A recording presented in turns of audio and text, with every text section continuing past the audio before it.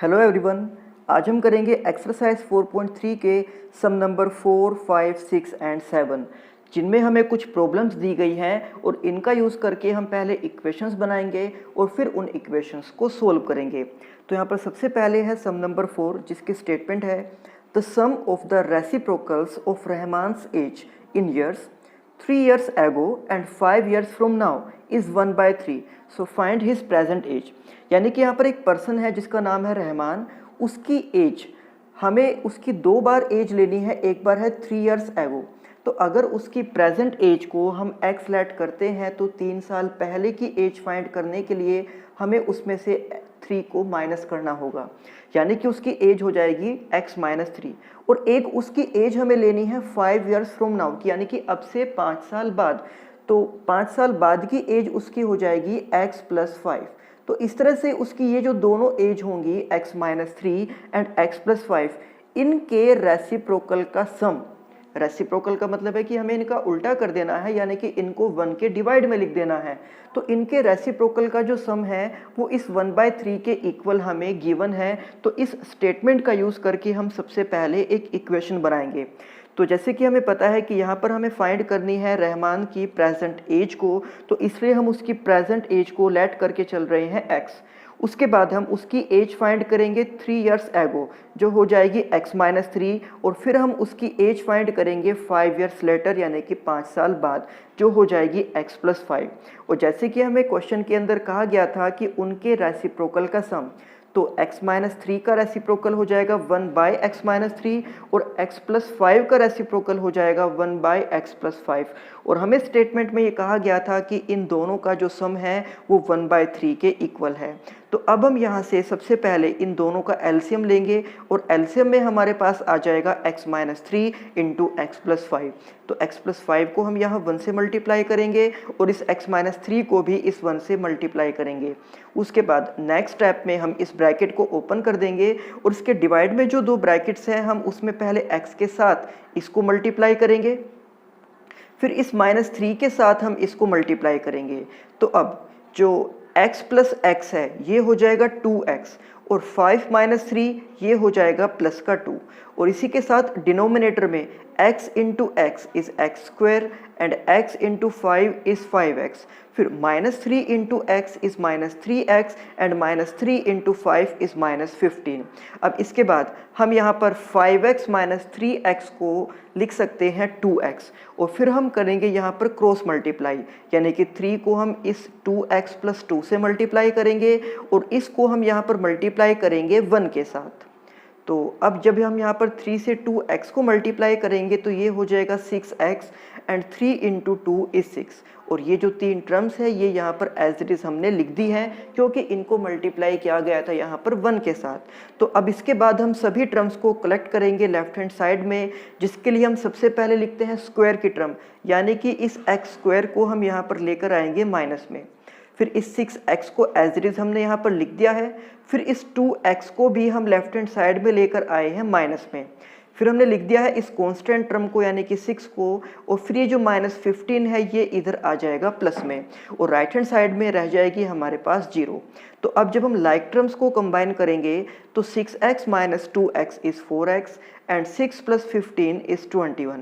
इसके बाद हम देख सकते हैं कि इस इक्वेशन में जो फर्स्ट टर्म है वो नेगेटिव है, और उसको पॉजिटिव बनाने के लिए हम या तो इस इक्वेशन को -1 से मल्टीप्लाई कर सकते हैं या फिर -1 से डिवाइड कर सकते हैं। तो अगर हम यहाँ पर इसको -1 से डिवाइड करते हैं तो इन सभी टर्म्स के साइन चेंज हो जाएंगे, ये टर्म हो जाएगी पॉजिटिव में और बाकी ये 2 टर्म्स हो जाएंगी नेगेटिव में, और जो 0 है वो एज इट इज़ ही रहेगी।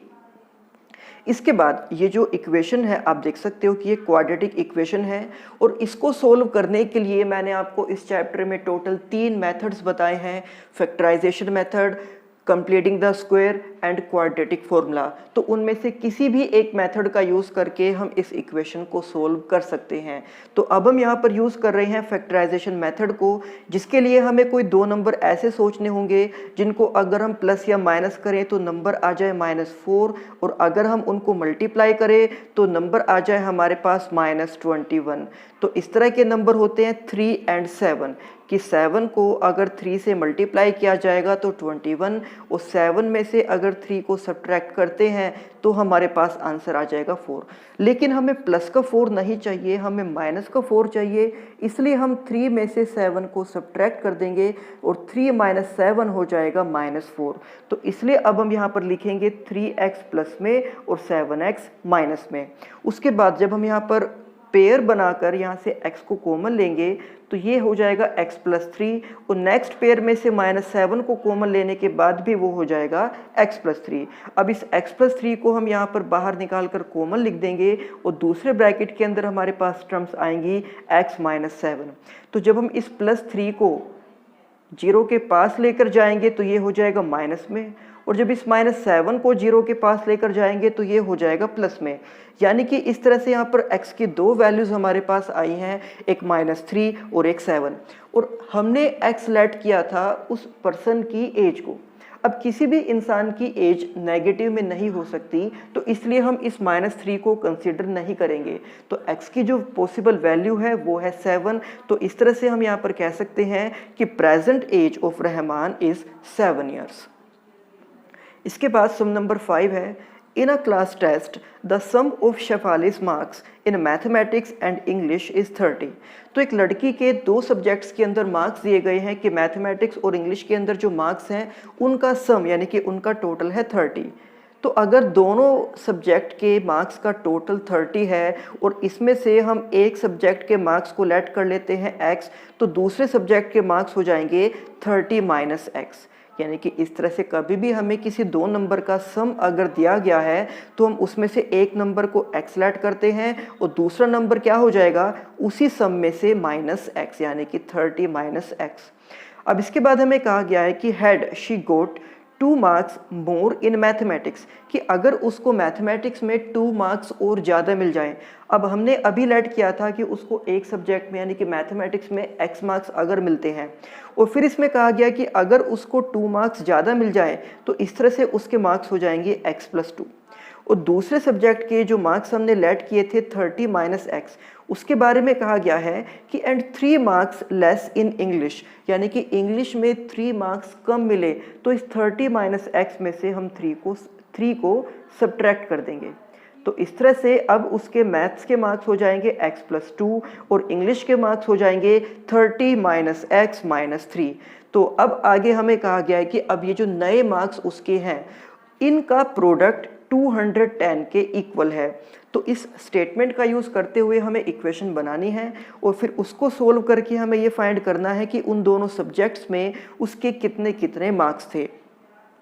तो जैसे कि हमें स्टेटमेंट में गिवन है कि सम ऑफ मार्क्स इज़ 30, तो इसलिए हम एक सब्जेक्ट यानी कि मैथमेटिक्स के मार्क्स को लेट कर लेंगे x, और दूसरे सब्जेक्ट यानी इंग्लिश के मार्क्स उसके हो जाएंगे 30 माइनस x। और जैसे कि हमें क्वेश्चन में कहा गया था कि उसके मार्क्स का जो प्रोडक्ट है वो हो जाएगा 210, लेकिन प्रोडक्ट करने से पहले इन मार्क्स में हमें कुछ चेंजेस करने होंगे।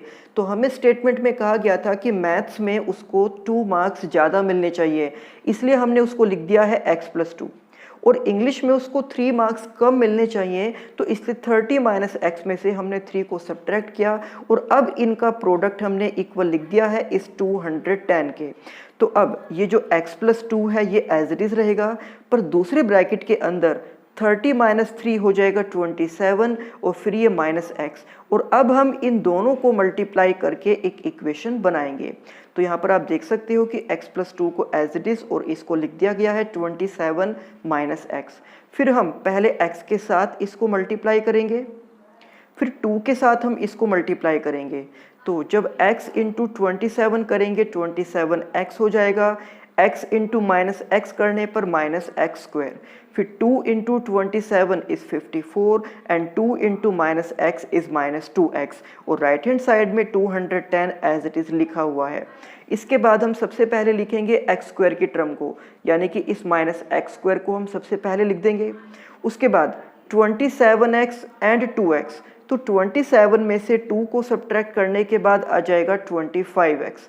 फिर हम लिखेंगे इस कांस्टेंट टर्म को यानी कि 54 को, और इसके बाद ये 210 भी लेफ्ट हैंड साइड में आ जाएगा माइनस में, और राइट हैंड साइड में आ जाएगा फिर 0।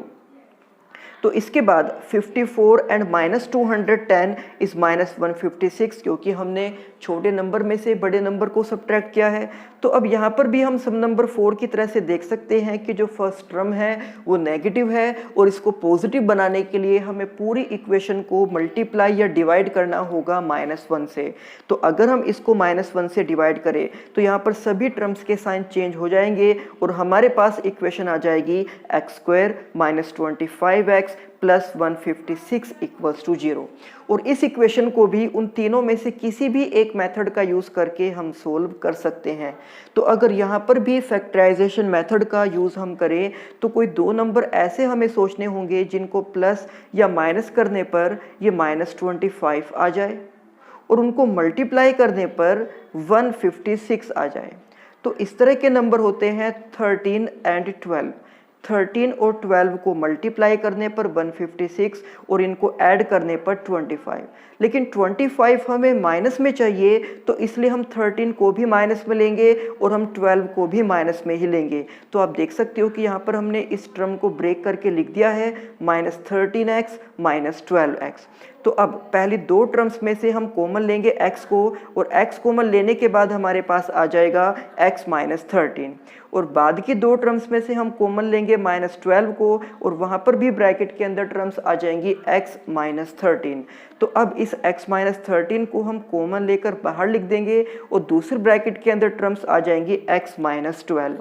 तो जब हम इस -13 को 0 के पास लेकर जाएंगे तो ये पॉजिटिव हो जाएगा, और जब इस -12 को भी 0 के पास लेकर जाएंगे तो ये भी वहाँ जाकर पॉजिटिव ही हो जाएगा। तो इस तरह से x की दो पॉसिबल वैल्यूज़ हैं, एक 13 और एक 12।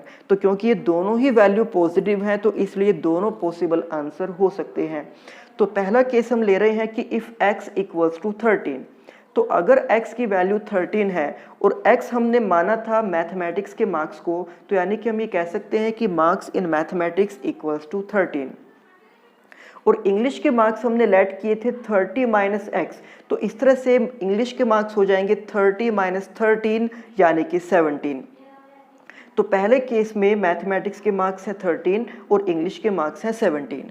लेकिन अगर हम x की वैल्यू को लेते हैं 12, इफ़ x = 12, तो उसके मैथमेटिक्स के मार्क्स 12 हो जाएंगे, और इंग्लिश के जो मार्क्स हैं 30 - x यानी कि 30 - 12 = 18। तो यहाँ पर दो पॉसिबल आंसर आए हैं कि उसके जो दोनों सब्जेक्ट के मार्क्स हैं या तो वो होंगे 13 और 17 या वो होंगे 12 और 18। तो ये दोनों पॉसिबल आंसर इस सम के हैं।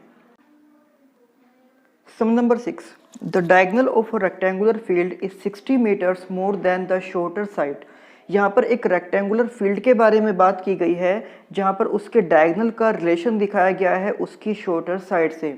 जैसे कि आप सभी को पता है कि रेक्टेंगल के अंदर दो साइड्स को हम बोलते हैं लेंथ और दो साइड्स को हम बोलते हैं ब्रेड्थ, और लेंथ हमेशा ब्रेड्थ से ग्रेटर होती है। और इस तरह से अगर हम उसके अपोजिट वर्टिसेस को ज्वाइन करते हैं तो ये बनते हैं उसके डायगोनल। तो यहाँ पर बात की गई है डायगोनल और शॉर्टर साइड की, कि डायगोनल जो है वो शॉर्टर साइड से 60 मीटर्स ज़्यादा है। और ये बात मैंने आपको एक्सरसाइज 4.1 में भी बताई थी कि जब भी किसी दो अननोन क्वांटिटीज़ के बीच में रिलेशन दिखाया जाता है तो जिसके साथ रिलेशन दिखाया जाए हम उसकी वैल्यू को लेट करते हैं x, इसलिए हम यहाँ पर शॉर्टर साइड को लेट कर लेंगे x, और जो उसका डायगोनल है जो उससे 60 मीटर्स ज़्यादा है तो उसका डायगोनल हो जाएगा x + 60। अब इसके बाद यहाँ पर कहा गया है कि उसी रेक्टेंगल के अंदर जो लॉन्गर साइड है वो शॉर्टर साइड से 30 मीटर्स ज़्यादा है, यानी कि उसकी लॉन्गर साइड यानी कि उसकी लेंथ का भी रिलेशन शॉर्टर साइड के साथ ही दिखाया गया है। तो इसलिए हम यहाँ पर देख सकते हैं कि एक रेक्टेंगल हमने ड्रॉ किया है जिसकी शॉर्टर साइड को हमने लेट कर लिया है x, क्योंकि इसके डायगोनल और इसकी जो लेंथ है उन दोनों का ही रिलेशन शॉर्टर साइड के साथ दिखाया गया।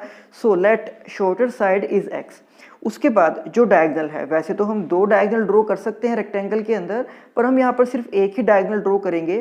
तो जो डायगोनल है वो शॉर्टर साइड से 60 मीटर्स ज़्यादा है, तो उसकी वैल्यू हो जाएगी x + 60। और जो उसकी लेंथ है यानी कि जो उसकी लॉन्गर साइड है वो शॉर्टर साइड से 30 मीटर्स ज़्यादा है यानी कि x + 30। तो इस तरह से अब हम देख सकते हैं कि यहाँ पर रेक्टेंगल के अंदर जो लेंथ है वो x + 30 है, जो ब्रेड्थ है वो x है और जो डायगोनल है वो x + 60 है। और हमें पता है कि रेक्टेंगल के चारों एंगल्स 90 डिग्री के होते हैं, यानी कि अगर हम यहाँ पर रेक्टेंगल के अंदर एक डायगोनल ड्रॉ करते हैं तो इस तरह से ये एक राइट एंगल ट्रायंगल बन जाएगा। और राइट एंगल ट्रायंगल के अंदर हम अप्लाई कर सकते हैं पाइथागोरस थ्योरम को, जिसके अकॉर्डिंग बेस का स्क्वायर प्लस परपेंडिकुलर का स्क्वायर इक्वल होता है हाइपोटेन्यूज के स्क्वायर के। यानी कि हम यहाँ पर लिख सकते हैं कि x + 30 का स्क्वायर प्लस x का स्क्वायर, इन दोनों के स्क्वायर का जो सम होगा वो x + 60 के स्क्वायर के इक्वल होगा। तो अब हम यहाँ पर लिख सकते हैं कि by using Pythagoras theorem x² plus x + 30 square equals to x + 60 square. अब यहाँ पर इसको तो एज इट इज़ हम लिख देंगे, पर इसको ओपन करने के लिए हमें यूज़ करनी पड़ेगी identity a + b whole square, जो होती है a² + 2ab + b²। तो a² की जगह पर हमने लिख दिया है x² को, 2ab की जगह पर हमने लिख दिया है 2 × x × 30 और b² की जगह पर हमने लिख दिया है 30² को।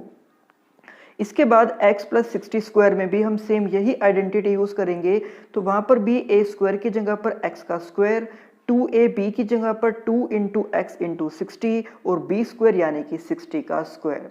इसके बाद जब हम इन सभी को ओपन करेंगे तो ये x², ये भी x², इन सभी का प्रोडक्ट आ जाएगा 60x और 30 का स्क्वायर होता है 900।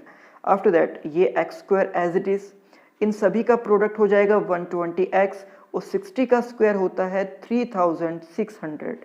अब इसके बाद हम सभी टर्म्स को कलेक्ट करेंगे एक ही साइड में, जिसके लिए x² + x² ये बन जाएगा 2x²। इन दोनों टर्म्स को एज इट इज़ हमने लिख दिया है। उसके बाद ये तीनों टर्म्स लेफ्ट हैंड साइड में आ जाएंगी और इन तीनों का साइन चेंज हो जाएगा और ये बन जाएगी नेगेटिव में, और इस तरह से राइट हैंड साइड में अब हमारे पास आ जाएगा 0। तो अब इसके बाद जब हम लाइक टर्म्स को कंबाइन करेंगे तो 2x² एंड -x² ये हो जाएगा प्लस का x²। इसके बाद 60x एंड -120x, तो 60 में से 120 को सब्ट्रैक्ट करने के बाद ये -60x। उसके बाद जो कांस्टेंट टर्म्स हैं 900 -3600, तो इनको सब्ट्रैक्ट करने के बाद आ जाएगा -2700 एंड राइट हैंड साइड में है यहाँ पर 0। तो अब ये क्वाड्रेटिक इक्वेशन हमारे पास है जिसको हम किसी भी मेथड का यूज़ करके सोल्व कर सकते हैं।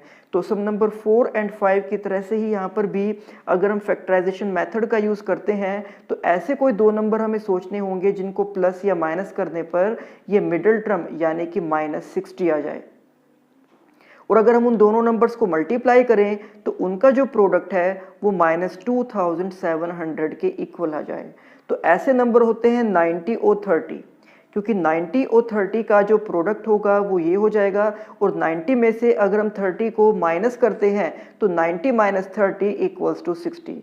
पर हम ये देख सकते हैं कि 60 हमें नेगेटिव यानी कि माइनस का चाहिए, तो इसलिए हम 90 में से 30 को माइनस नहीं करेंगे, हम 30 में से 90 को माइनस करेंगे, यानी कि 30 प्लस में होगा और 90 माइनस में होगा, तब हमें मिल सकता है -60। तो इसके लिए हमने यहाँ पर इस टर्म को ब्रेक कर दिया है दो पार्ट्स में, 30x - 90x। अब इसके बाद हम पहली दो टर्म्स में से कॉमन लेंगे x को और हमारे पास टर्म्स आ जाएंगे x + 30। इसी तरह से जो बाद की दो टर्म्स हैं उसमें से हम कॉमन लेंगे -90 को और वहाँ पर भी आ जाएगा x + 30। तो इसके बाद हम इस x + 30 को कॉमन लेकर बाहर लिख देंगे और अब हमारे पास टर्म्स रह जाएंगे x और -90। तो इसके बाद जब हम इस 30 को उधर 0 के पास लेकर जाएंगे तो ये माइनस में हो जाएगा, और जब -90 को हम उधर लेकर जाएंगे तो ये प्लस में हो जाएगा। अब जैसे कि हमें पता है कि x हमने लेट किया था शॉर्टर साइड की लेंथ को, और किसी भी फिगर में जब हम कोई लेंथ मेज़र करते हैं तो वो कभी नेगेटिव में नहीं हो सकती, इसलिए -30 एक पॉसिबल आंसर नहीं है। तो x की वैल्यू हम यहाँ पर कंसिडर करेंगे केवल 90। तो अब हम कह सकते हैं कि जो शॉर्टर साइड है वो है 90, जो लॉन्गर साइड है जो उससे 30 मीटर ज़्यादा थी तो 90 + 30 यानी कि 120 मीटर्स, और डायगोनल के बारे में कहा गया था कि वो शॉर्टर साइड से 60 मीटर ज़्यादा है तो 90 + 60 यानी कि 150 मीटर। तो ये उस रेक्टेंगुलर फील्ड के मेजरमेंट्स हैं। इसके बाद sum number 7। The difference of squares of two numbers is 180. The square of the smaller number is 8 times the larger number. Find the two numbers. तो यहाँ पर बात की गई है दो नंबर्स के बारे में और हमें ये कहा गया है कि उनके स्क्वायर का डिफरेंस 180 के इक्वल है. तो इसका मतलब यहाँ पर यह है कि जो दो नंबर्स हैं उनके बीच में कोई डायरेक्ट रिलेशन नहीं बताया गया कि कोई एक नंबर दूसरे से कितना ज़्यादा है, कितना कम है या उसके कितना टाइम्स है. यहाँ पर बात की गई है कि उन नंबर्स के स्क्वायर का जो डिफरेंस है तो स्क्वायर का डिफरेंस 180 के इक्वल है. तो जैसे कि आप सभी को पता है कि मैंने आपको इस चैप्टर में बताया था कि जो दो अननोन क्वांटिटीज़ होती हैं हम उनको x की फॉर्म में ही लेट करते हैं. जबकि चैप्टर नंबर 3 जो हमने किया था वहाँ पर हम एक टर्म को लेट करते थे x और दूसरे को y. तो यहाँ पर ये जो सम नंबर 7 है इसमें भी हमें x और y का यूज़ करना होगा क्योंकि वो जो दो नंबर्स हैं उनके बीच में कोई डायरेक्ट रिलेशन नहीं दिखाया गया. यहाँ पर बताया गया है कि उनके स्क्वायर का डिफरेंस 180 के इक्वल है. तो इसलिए हम उन दोनों नंबर्स में से एक को लेट कर लेंगे x, दूसरे को लेट कर लेंगे y. लेकिन बाद में जो इक्वेशन हम बनाएंगे क्वाड्रेटिक इक्वेशन वो दो वेरिएबल में नहीं होगी, वो एक वेरिएबल की फॉर्म में ही हम बनाएंगे. तो सबसे पहले हम यहाँ पर लिख सकते हैं कि let the larger number is x and the smaller number is y. और जैसे कि स्टेटमेंट में हमें कहा गया है कि उन दोनों नंबर्स के स्क्वायर का डिफरेंस यानी कि x का स्क्वायर माइनस y का स्क्वायर और ये इक्वल हमने लिख दिया है 180 के और यहाँ पर हमने इसको नाम दिया है इक्वेशन नंबर 1. इसी के साथ स्टेटमेंट में कहा गया था कि the square of the smaller number यानी कि y. तो उस स्मॉलर नंबर का स्क्वायर यानी कि y का स्क्वायर इज यानी कि वो इक्वल है, किसके इक्वल है, 8 टाइम्स द लार्जर नंबर. वो 8 टाइम्स द लार्जर नंबर यानी कि x. तो हम ये कह सकते हैं कि शॉर्टर नंबर का स्क्वायर यानी कि y का जो स्क्वायर है वो इक्वल है x के 8 टाइम्स के इक्वल. तो एक और इक्वेशन हम ये बना सकते हैं कि y square equals to 8x. तो हमने यहाँ पर लिख दिया है कि square of smaller number is 8 times the larger number, so y square equals to 8x. अब इक्वेशन 1 में जो ये y स्क्वायर है उस y स्क्वायर की जगह पर हम इक्वेशन 2 का यूज़ करके इस 8x को वहाँ पर पुट कर सकते हैं. और ऐसा करने से जो इक्वेशन हमारे पास आएगी उसमें दो वेरिएबल्स नहीं होंगे, उसमें केवल एक ही वेरिएबल आ जाएगा. तो अब हम लिख रहे हैं कि put this value of y square in equation 1. तो इक्वेशन 1 में ये x square as it is हमने लिख दिया. फिर इस y स्क्वायर की जगह पर इक्वेशन 2 का यूज़ करते हुए हमने पुट कर दिया है इस 8x को और ये 180 भी एज इट इज़. अब इसके बाद हम सभी टर्म्स को एक ही साइड में कलेक्ट करेंगे. तो इस 180 को हम इधर ले आए हैं माइनस में. तो अब आप यहाँ पर देख सकते हो कि जो इक्वेशन हमारे पास एक क्वाड्रेटिक इक्वेशन है x की फॉर्म में. तो इसको सोल्व करने के लिए भी हम किसी भी मेथड का यूज़ कर सकते हैं. जैसे कि सम नंबर 4, 5, 6 में हमने फैक्टराइजेशन मेथड यूज़ किया है तो यहाँ पर भी हम फैक्टराइजेशन मेथड को ही अगर यूज़ करते हैं तो कोई दो नंबर ऐसे सोचने होंगे जिनको प्लस या माइनस करने पर ये -8 आ जाए. और अगर उनको मल्टीप्लाई करें तो मल्टीप्लाई करने पर हमें नंबर मिलना चाहिए -180. तो ऐसे नंबर होंगे 18 और 10 क्योंकि 18 को 10 से मल्टीप्लाई करने पर 180 आता है और 18 में से 10 को सब्ट्रैक्ट करने पर 8 आ जाता है. लेकिन हमें 8 चाहिए माइनस में तो इसलिए हम 18 में से 10 को सब्ट्रैक्ट नहीं करेंगे, हम 10 में से सब्ट्रैक्ट करेंगे 18 को, यानी कि छोटे में से बड़े नंबर को सब्ट्रैक्ट करेंगे और ऐसा करने से हमें वहाँ पर -8 मिल जाएगा.